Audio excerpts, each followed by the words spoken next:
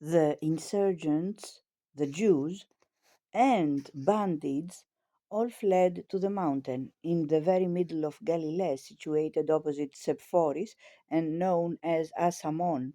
Against these Gallus led his troops. As long as the Galileans held the position of advantage, they easily repulsed the advancing Romans, killing some 200 of them. But when the Romans, by a turning movement, reached higher ground still, they were quickly worsted.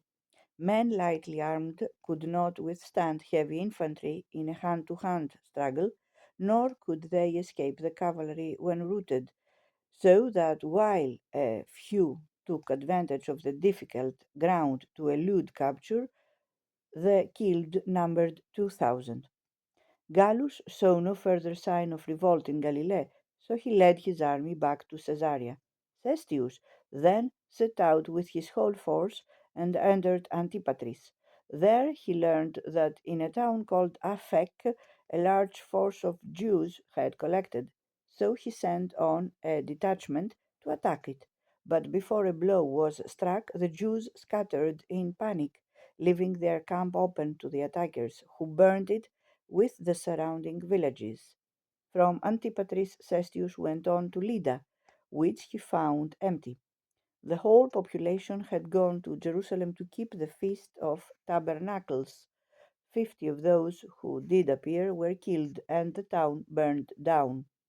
Then Cestius continued his advance, climbed up through Beth Horon, and encamped in a place called Gibeon, 6 miles from Jerusalem.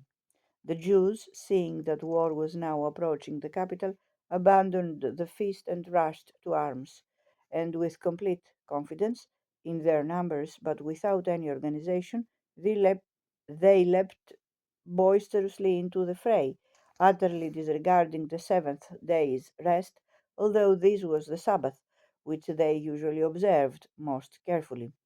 But the passion that shook them out of their piety carried them to victory in the battle. They fell upon the Romans with such fury that they drove a wedge into their ranks and charged through the gap, inflicting heavy casualties.